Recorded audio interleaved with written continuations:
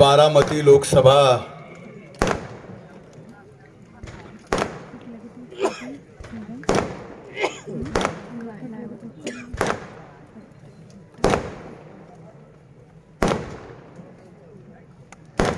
आपण किती जरी स्वतःला इथे बसणारे किंवा समोर ऐकणारे शहाणा समजत असलो तरी असे फटाके लावणारा जेवढा शहाणा असतो त्याच्या एवढा शहाणा नाही इथं तुम्ही ऐकणारा नाही आम्ही बसलेला आहे त्याच्यासारखा शहाणा तोच. बारामती लोकसभा मतदारसंघात महायुतीच्या उमेदवार आदरणीय सुनेत्राताई अजितराव पवार यांच्या प्रचाराच्या निमित्तानं लाकडी गावामध्ये होत असलेल्या या प्रचार सभेला इथं उपस्थित विधिमंडळातील माझे सहकारी, या भागाचे आमदार आदरणीय दत्तामामा भरणे,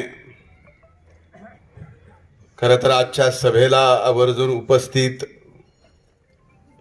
आदरणीय हर्षवर्धन पाटील साहेब राहणार होते, पण 29 तारखेच्या मोदी साहेबांच्या सभेची सर्वस्वी पुण्याची जबाबदारी त्यांच्यावर होती. त्यांनी मला फोन करून सांगितलं की यायची इच्छा असताना सुद्धा दिल्लीहून काही मान्यवर मंडळी आलेली आहे, त्यामुळं मी या सभेला पोहोचू शकत नाही. व्यासपीठावर उपस्थित पक्षाचे अध्यक्ष प्रदीपदादा गारटकर, छत्रपती कारखान्याचे चेअरमन प्रशांतजी काठे, जिल्हा परिषदेचे सभापती माननीय प्रवीणजी माने, माननीय डॉक्टर शशिकांतजी तरंगे, प्रतापरावजी पाटील, हनुमंतरावजी कोकाटे, माननीय ॲडव्होकेट शरदराव जामदार, आमचे मित्र योगेश भैया जगताप, रामदासजी खोमने, आदरणीय वनवे अण्णा, नवनाथरावजी पडळकर, कुसबा भिसे, दत्तात्रय फडतरे, कांतीलाल जामदार, दराडे तात्या, गणेशरावजी झगडे, सर्जेराव जामदार, माननीय सो साधनाताई केकान, शुभम निंबाळकर, हनुमंतरावजी घोळवे, बाबा महाराज खारतोडे, अशोकरावजी वनवे, प्रवीणरावजी घोळवे, आकाश कांबळे, वाबळे अण्णा, डॉक्टर वनवे, माऊली चवरे, नीताताई डवान, ढोलेसर, हनुमंतरावजी बंडगर, सीमाताई काळंगे, संजय सांगळे, डी.एन. जगताप, आबासाहेबजी देवकते, अमोलजी घोळवे, अनिलजी बागल, नानाजी बंडगर, काशीनाथरावजी दराडे, शिवाजीरावजी इंगळे, दादा वनवे, रामचंद्रजी वनवे, दत्तात्रयरावजी वनवे, व्यासपीठावर उपस्थित महायुतीचे सर्व सन्माननीय नेते, आजच्या या लाकडी येथील सभेला उपस्थित लाकडी परिसरातील आणि इंदापूर तालुक्यातील माझ्या मतदार बंधू आणि भगिनींनो आणि इथं उपस्थित पत्रकार मित्रांनो,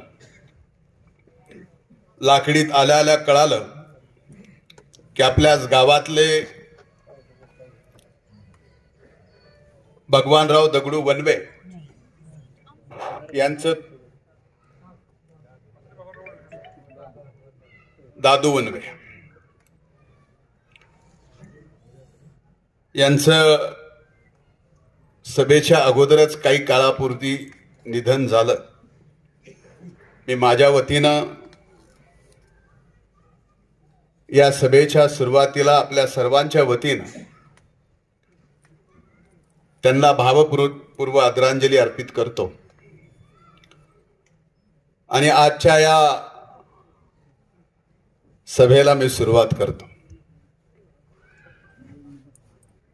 खरं तर लाकडी या गावचं गावातील एका व्यक्तीनं प्रास्ताविक भाषणामध्ये वामन भाऊ पासूनचं नातं सांगितलं. ते स्वर्गीय मुंडे साहेबांपर्यंत, आमच्या पंकजाताईपर्यंत, माझ्यापर्यंत.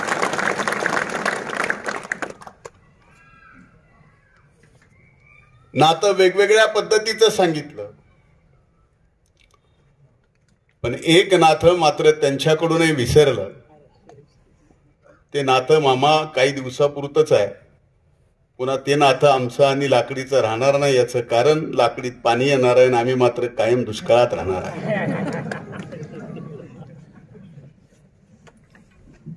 त्यामुळं पहिल्यांदा राज्याचे मुख्यमंत्री आदरणीय एकनाथरावजी शिंदे साहेब, आदरणीय देवेंद्र भाऊ फडणवीस, माझं सर्वस्व आदरणीय दादा, महायुतीचे सर्व आणि मामा आपलं सुद्धा आणि हर्षवर्धन पाटील साहेबांचं सुद्धा, सर्वांचं मिळून मी आभार मानतो की लाकडी जल सिंचन योजना तुम्ही मंजूर केली. 5 किलोमीटर पाईपलाईन आतरली आणि 1 वर्षात म्हणजे पुढच्या पावसाळ्याच्या अगोदर तुमचा सगळ्यांचा दुष्काळ पाण्याचा मिटणार आहे. आणि आम्ही मात्र आणखीन पुढे कायम बीड जिल्ह्याचे हे जे नातं होतं तेच नेमकं नातं गावकऱ्यांना विसरलं. आठवण करून द्यावं म्हणून बोललो, बाकी दुसरं काय नाही. खरं तर ही लोकसभेची निवडणूक आणि या लोकसभेच्या निवडणुकीमध्ये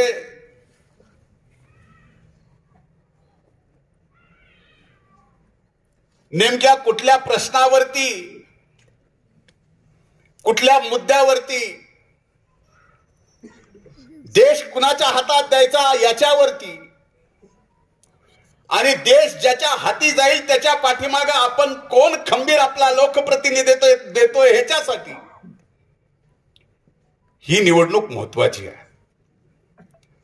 पण या निवडणुकीमध्ये बारामती लोकसभेच्या मी पाहतोय देश कुणाच्या हातात द्यावा याची चर्चा होत नाही. या बारामतीमध्ये, बारामती लोकसभेमध्ये, बारामती लोकसभा मतदारसंघामध्ये इंदापूर सहित, पुण्यात सहित, पिंपरी चिंचवड सहित गेली 35-40 वर्ष कुणी विकास केला याचा सुद्धा विचार या निवडणुकीमध्ये मतदान करताना होत नाही. इथं मात्र पहिल्यांदा या निवडणुकीमध्ये ही निवडणूक जसं काय भाऊबंदकीची आहे आणि भाऊबंदकीवरच चालली आहे याच्यासाठीच ही निवडणूक आहे.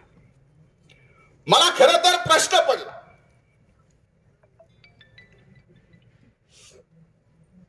मी परवा दिवशी सासवडला आलो होतो. सासवडला आल्यानंतर मी भावनिक होऊन बोललो,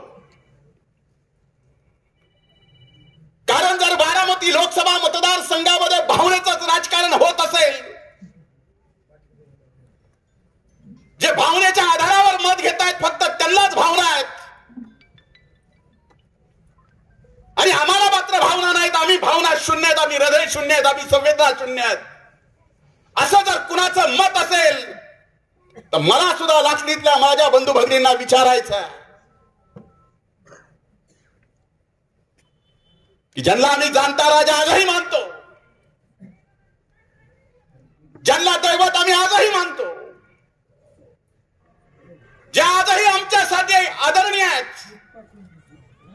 आमच्या मराठवाड्याची लेख बारामतीच्या पवारांच्या घरात सून म्हणून आली आणि लोकसभेच्या निवडणुकीला उभी राहिली की ती मात्र परकी होते, हे मराठवाड्याच्या या भावाला लक्षात येणार म्हणून मी तुम्हाला विचारायला आलोय, हे काय चाललंय. पुन्हा मी सविस्तर माहिती घेतली. मामा, तुम्ही मोठा श्वास घेतलाय. नेमका धनंजय येतोय काय, बोलतोय काय, त्याचा परिणाम मतावर होतोय काय, काय होतोय. मामा आलोय, माझ्या सुनेत्रा वहिनींना 10 मतं वाढवून जाईल तरच धनंजय मुंडे. बाकी कुणी हाबोक ठोकला नाही, फक्त आमच्या ह्या नागतळ्याच्या म्हाताऱ्यानं हाबोक ठोकला. करायचे ते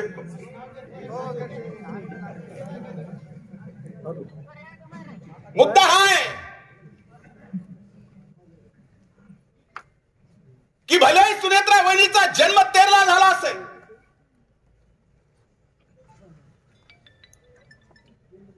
पण वहिनींचे वडील बाजीराव पाटील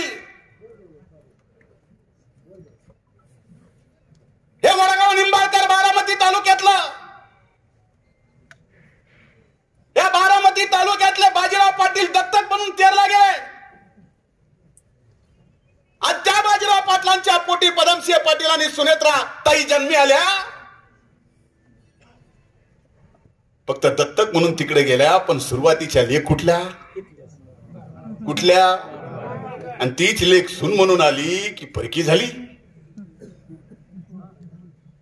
ही भावना नाही का, याचं दुःख मला वाटत नाही. अरे प्रत्येकाच्या घरात सुनी आहेत, प्रत्येकाच्या घरात मुली आहेत, उद्या कुणाच्या तरी घरात सून म्हणून जाणार आहेत. आपल्याही घरात कुणाची तरी मुलगी सून म्हणून येणार आहे.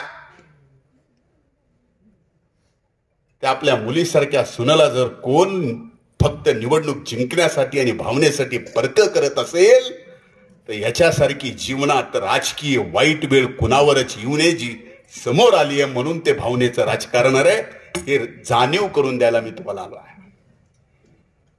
ही निवडणूक कोण घरचं परक याचा, ही निवडणूक भावबंदकीची आहे. ही निवडणूक भावबंदकीची नाही, ही देशाची निवडणूक आहे. आणि देशाच्या निवडणुकीत चाललंय काय, एकीकडे मोदी साहेबांना हरवण्यासाठी इंडी नावाचा 30-35 पक्षाचा एकत्र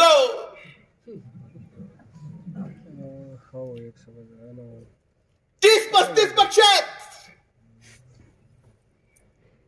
ज्यांना मोदी नको, देशातले सर्व पक्ष एकत्र आलेत इंडीमध्ये. प्रत्येकाचं इंजिन वेगवेगळं आहे. त्या इंडीमध्ये डब्बाच नाही, सगळे इंजिन आहेत. आणि दुसरीकडे फक्त मोदी साहेबांचं नेतृत्व आहे, ज्यांना या देशाच्या मायबाप जनतेने 10 वर्ष संधी दिली, तर या देशाची प्रतिष्ठा या जगात इतक्या उंचीला नेली, इतक्या उंचीला नेली की कदाचित लाकडी सारख्या गावातल्या ह्या माणसाला लक्षात येत नसेल की या देशाबद्दल जर परदेशातल्या कुठल्याही सरकारमधला मंत्रिमंडळातल्या मंत्र्यांनी जर या देशाच्या विरोधात काही बोललं, तर तिथल्या प्रधानमंत्र्याला त्याच्या मंत्र्याचा राजीनामा घ्यावा लागतो. ही प्रतिष्ठा आज भारताची मोदी साहेबांनी निर्माण केली. ही भारताची किंमत 70 वर्षाच्या काळात होती. ही भारताची आज निर्माण झालेली प्रतिष्ठा 10 वर्षात, ती पूर्वी 70 वर्षाच्या काळात होती. अरे अभिमान वाटतो एक गोष्ट सांगायला की ज्या ज्या योजना 10 वर्षात मोदी साहेबांनी दिल्या, आज मात्र एनडीएला जातीचं, पातीचं, धर्माचं राजकारण केलं जातं म्हणून या ठिकाणी आरोप केले जातात. मला सांगा, जेवढ्या काही योजना आल्या, उज्ज्वला योजनेमधून जरा कनेक्शन दिलं, का मोदी साहेबांनी आणि केंद्र सरकारने ते हिंदू आहे का मुस्लिम आहे हे बघितलं? या महाराष्ट्रामध्ये पीएम किसान सन्मान योजनेचे मोदी साहेबांचे 6,000 आतापर्यंत 16 हप्ते आले. त्याच्यासोबत नमो किसान सन्मान योजनेचे मी कृषी मंत्री झाल्यावर शिंदे साहेबांच्या, फडणवीस साहेबांच्या, दादांच्या नेतृत्वाखाली राज्य सरकारने 6,000 रुपये चालू केले. 1 कोटी शेतकऱ्यांना या महाराष्ट्रातल्या वर्षाला 12,000 रुपये मिळते. त्याच्यात कोण हिंदू कोण मुस्लिम बघितलं? आज या देशातील 80 कोटी घराला मोफत धान्य दिलं जातं. त्या 80 कोटी घर काय मोदी साहेबांनी निवडून फलाने हिंदूचे बिस्तानी मुसलमानाचे असं करून द्यायचं न द्यायचं ठरवलं? अरे एक योजना, आयुष्यमान भारत, ज्याच्याकडे आयुष्यमान भारतचं कार्ड आहे त्याला 5 लाख रुपयापर्यंत मोफत इलाज. ज्याला मिळालंय तो कुठल्या जातीचा, कुठल्या धर्माचा याचा विचार केला? याचा विचार नाही झाला. इथं विचार फक्त मोदी नको म्हणून या देशातले असंख्य इंजिन एकत्र झाले. असंख्य इंजिन. आणि त्या इंजिन मध्ये कोण कोण बसतंय? एका इंजिन मध्ये राहुल गांधी, त्यांच्या व्यतिरिक्त सोनिया गांधी आणि प्रियंका गांधीच बसत्या. दुसरं कोणीही बसू शकत नाही. बसू शकतं का? मुलायम सिंग यादवांच्या इंजिनामध्ये फक्त अखिलेश यादव बसू शकतात. लालू यादवांच्या इंजिनेमध्ये तेजस्वी यादवच बसू शकतात. आणि इथल्या कोण बसू शकतं? दादा सुद्धा बसू शकत नाहीत. तर दुसऱ्याचा विचार सुद्धा होऊ शकतो का याचा विचार तुम्ही करा. आणि हे इंजिन जो तो आपल्याकडे वळतोय, देशाच्या प्रगतीशी काही घेणं देणार नाही. येणाऱ्या 10 वर्षात हा देश कुठं असेल याच्या बाबतीमध्ये चर्चा केली जात नाही. अरे विचार करा की जर देशाच्या निवडणुकीतच देशाच्या विकासाचा आणि 10 वर्षाचा लेखाजोखा एकीकडे मोदी साहेब जनतेच्या समोर ठेवतायत आणि दुसरीकडे मात्र वैयक्तिक टीका करण्यापलीकडे यांच्याकडे काही नाही. आणि हे नसताना सगळ्यांनी एकत्र व्हायचं आणि मोदी साहेबांना पाडायचं. म्हणजे असं झालंय. आता IPL ची क्रिकेट टुर्नामेंट चालू आहे. 2 बॅट्समन खेळायला उभे आहेत. एका बॅट्समनला आउट करायला फिल्डिंग 33 जणांची लावली प्लेयरची. तरी मोदी साहेब असे बॅट्समन आहेत की ह्या सगळ्याच्या वरून विजयाचा बॉल काढतील. ह्यांना मिळ बसायचा ना. म्हणून आपकी बार 400 पार हे नक्की आहे. पण आपकी बार 400 पार मध्ये सर्वात प्रतिष्ठेचा, सर्वात अस्मितेचा, सर्वात स्वाभिमानाचा विजय जर कुठला असेल तर तो बारामतीचा आमच्या सुनेत्राताई अजितदादा पवार यांचा असला पाहिजे. त्याच्यासाठी मी आलो आहे. मला प्रदीप दादांना सांगितलं, म्हणजे 1992 ला इथे एकनाथराव आव्हाड साहेबांना घेऊन आम्ही पाणी परिषद भरवली. तुमच्याकडे तेवढीच एक दुसरी तिसरी पाणी परिषद झाली असेल. आमच्याकडे रोज 8 महिन्याला प्रत्याहात पाणी परिषद आहे.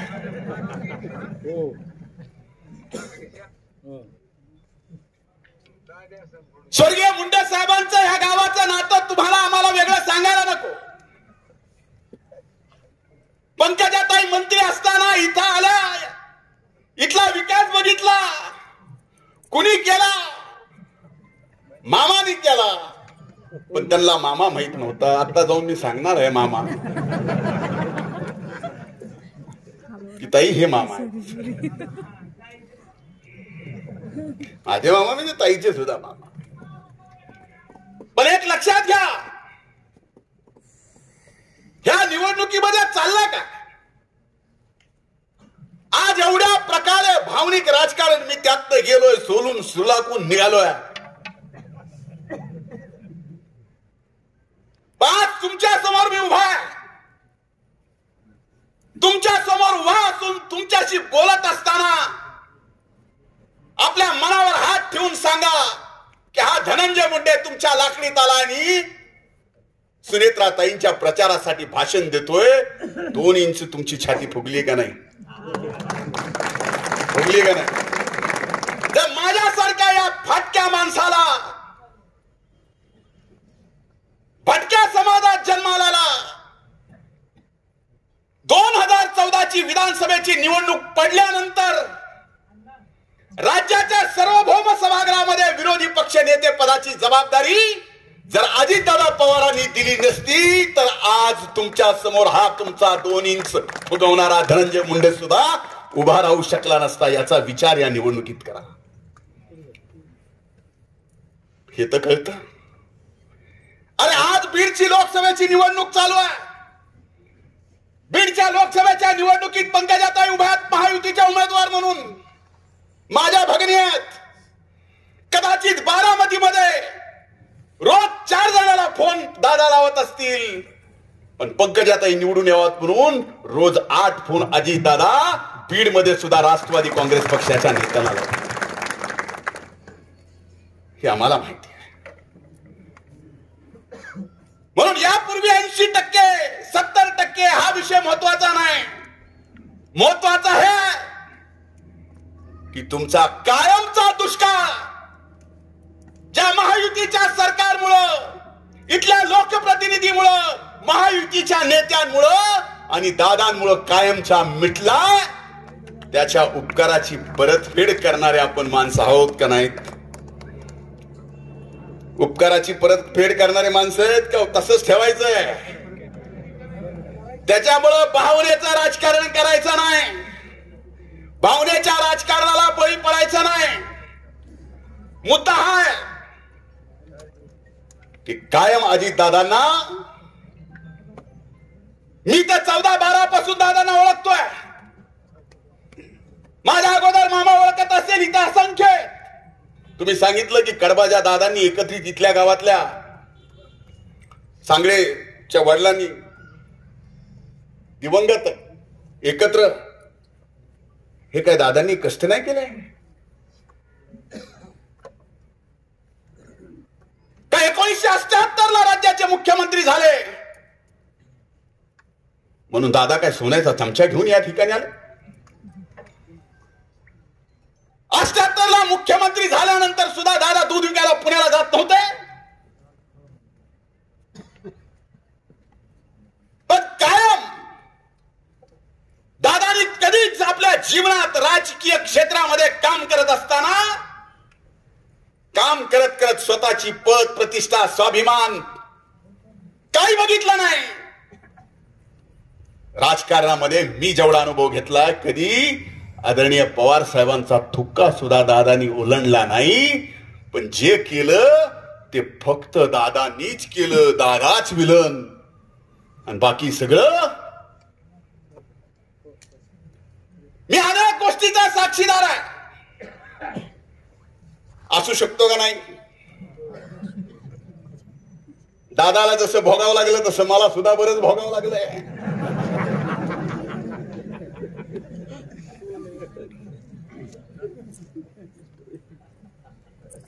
आज चतुर्थी आहे. मला 2017 ची चतुर्थी आठवती, ज्या दिवशी गणपती बसतो देशात. त्या दिवशीच्या रात्रीच्या जेवणाची, त्या घटनेची त्याच वेळेस ठरलं होतं.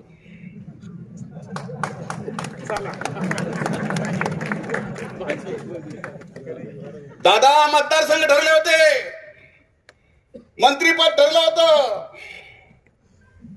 पालकमंत्रीपद ठरलं होतं. दिवस सांगतोय 2017 तारीख तुम्ही हुडकून काढा. एवढं तरी जर्नलिझम मध्ये राहावं म्हणून पत्रकारांना सांगतोय. ती तारीख कुठली होती? ठिकाण मला माहिती आहे. बैठकीला कोण होता मला माहिती आहे. त्या 2017च्या बैठकीला दादाही नव्हते, दादाला माहितही नव्हतं, पण खलनायक मात्र दादांना केला. याच्या अगोदर पुलावमध्ये सरकार स्थापन केलं, भारतीय जनता पार्टी सोबत केलं, ते त्यांनी केलं, ते संस्कार. आणि 2019ला पवार साहेबांच्या संमतीनं पहाटेची शपथ, मी साक्षीदार आहे. आणि मी जर खोटं बोलत असेल तर माझी ब्रेन मॅपिंग सुद्धा कुणीही करू शकतो, माझी तयारी आहे.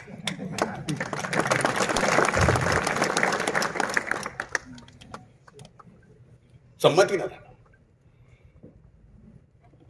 तिथे दादांना तोंडावर पाडला, दादा खलनायक झाले. पण आजपर्यंत जीवनात ब्रशब्द दादानी काढला नाही का? दादाला हृदय नाही, दादाला माणूस म्हणून जगायची संधी नाही. महाराष्ट्रातल्या प्रत्येक माणसाने दादांना वाकड्या नजरेने बघावं, खलनायक म्हणून बघावं. यासाठी फक्त राजकारण केलं गेलं. कायम महाराष्ट्राच्या जनतेसमोर दादा एक खलनायक व्हावेत. खलनायकाच्या पलीकडे दादाची कधीच आयुष्यात प्रतिभा, चांगला विकास करणाऱ्या पुरुषाची म्हणून पहाटे 5 वाजल्यापासून रात्री 12 वाजेपर्यंत आपल्या भागातल्या मातीतल्या माणसाला मोठं करण्यासाठी काबाड कष्ट करणं, मग ही ओळख कधी दादाची होऊ दिली नाही. याची दादानी कधी प्रसिद्धी नाही केली. पहाटे 5 वाजता उठून एखादं काम बघते, तुमच्याकडे 7 वाजता मामा आलेत, कधी दादानी कामासोबत सेल्फी काढला का? मी जर 7 वाजता बघायला आलो असतो, मीच 7 वाजता उठलो ह्याचे सेल्फी काढायला नक्कीच तुमच्या सोबत फोटो काढला असता.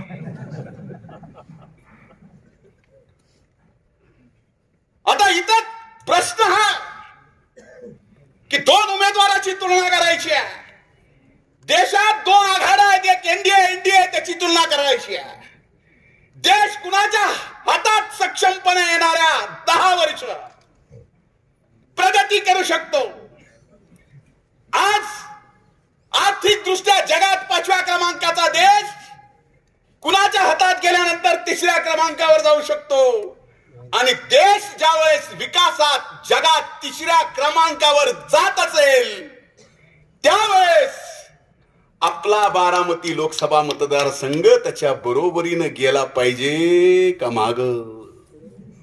चुकलात तर कायमच विकासाला मुकलात, हे आज माझ्याकडून लिहून घ्या.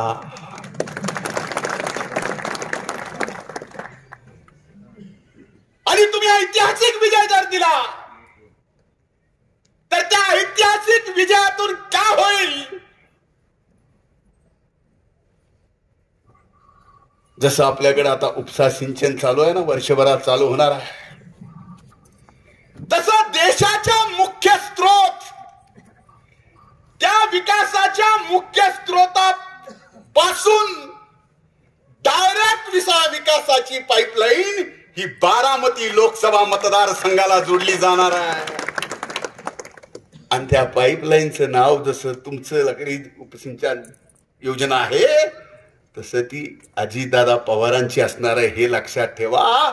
सुनेत्राताई अजितदादा पवार हे डायरेक्ट स्त्रोत्र विकासाचं होणार आहे. 2012ला एकीकडे उमेदवार म्हणून तुलना करा, आशीर्वाद म्हणून, बहीण म्हणून, सगळ्या गोष्टी आतापर्यंत झाल्या, मुलगी म्हणून, पण स्वतःच्या कर्तृत्वाचा एक गोष्ट विचार करा. 2012ला बारामती 65 एकर मध्ये कॉटनचं, ज्याच्या चेअरमन सुनेत्राताई आहेत, टेक्सटाईल पार्क, आम्हाला जरा काय महाग असलेले, आम्हाला तेवढं लगेचच बोलतायत, जरा येळ लागतो. 2012ला एक टेक्सटाईल पार्क 65 एकर मध्ये काढलं. सुनेत्राताई ज्याच्या चेअरमन आहेत, 14,000 महिला आज आमच्या भगिनी त्या ठिकाणी आपलं पोट भरतायत आणि आपली आर्थिक उन्नती करून घेतायत. असा एक प्रकल्प इथल्या मागच्या विद्यमान खासदारांनी स्वतःच्या काल्पनिक सेल्फी डोक्यातून एखादा उद्योग स्वतः इथल्या बारामती लोकसभा मतदारसंघातल्या 10 महिलांना रोजगार मिळण्यासाठी स्वतःहून आणलेला आहे का? ही तुलना तर मत करताल. चांगलं बघायचंय का वाईट बघायचंय? मी चांगलं वाईट दोन्ही समजून सांगतो. बघा जमतंय का? आम्ही संतांच्या भूमीतून आलोय. वामन भाऊचं या गावची नातं आहे.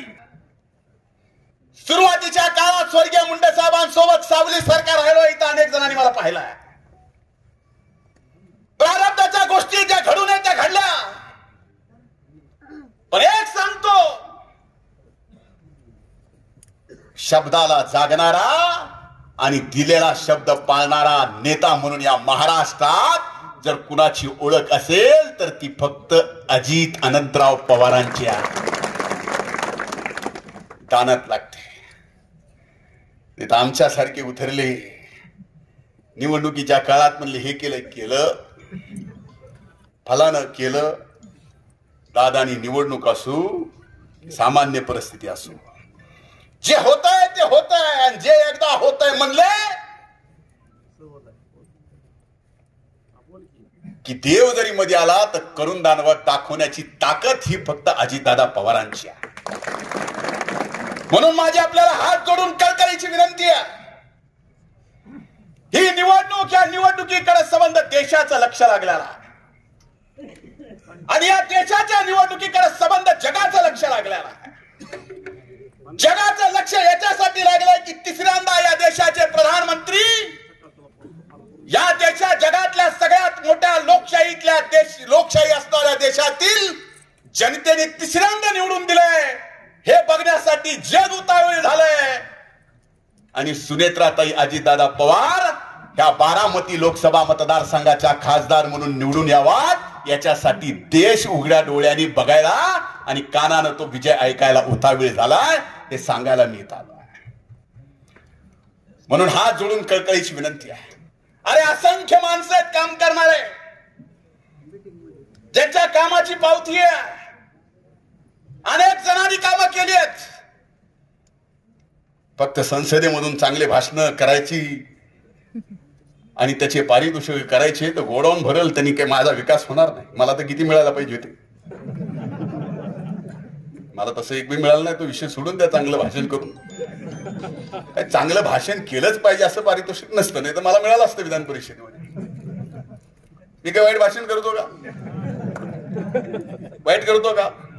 वाईट करत चांगलं करतो. पण चांगलं करून मिळालं नसेल माझ्यासारख्याला, त्याला काय म्हणायचं? आणि ज्यांनी साधारण करून मिळालं असेल, साधारण करून मिळालं असेल त्याला काय म्हणायचं? मी काय बोललो ना? पुन्हा आला बोलला भावनिक पुन्हा तिसरंच हे खरं आहे. अरे लोकांचा विकास करण्यासाठी झिजावं लागतं. लोकांचा विकास करण्यासाठी संबंध भौगोलिक भाग समजून घ्यावा लागतो. लोकांचा विकास करण्यासाठी त्या भौगोलिक भागावरती आपल्या टाचा रगडाव्या लागतात. लोकांचा विकास करण्यासाठी त्या भौगोलिक परिस्थितीच्या लोकांना काय पाहिजे हे समजून घ्यावं लागतं. त्याच्यासाठी योजना आखाव्या लागतात. त्या योजनेप्रमाणे शासनाकडून पैसे आणावे लागतात. त्या योजना पूर्ण कराव्या लागतात. त्याच्यानंतर पिढी दर पिढी त्या भागाची प्रगती होते. म्हणून तुमची प्रगती झाली. म्हणून दादांच्या दूरदृष्ट्या नेत्यामुळे ही प्रगती झाली आहे. हे मान्य करता की नाही करता? म्हणून माझे हात जोडून कळकळीची विनंती आहे. ही निवडणूक भावबंदकीची नाही.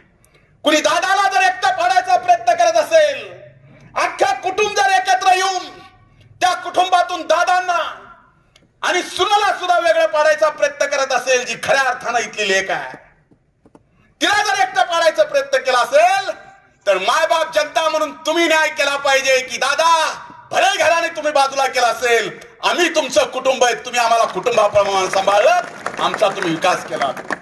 ह्या भावनेतून तुम्हाला येणाऱ्या 7 तारखेला घड्याळच्या चिन्हासमोरचं बटन दाबून सुनेत्राताई अजितदादा पवार यांना ऐतिहासिक विजय द्यायचा आहे. इथं आलोय, अनेक जणांनी जेवायला बोलिवलंय. म्हणले मतदान झाल्यावर जेवायला या. तुमचं 7 तारखेला आहे, आमचं 13 तारखेला आहे. पहिलवान नागताळ्याचे इथं करून 13ला तिथं यायचंय मतदानाला.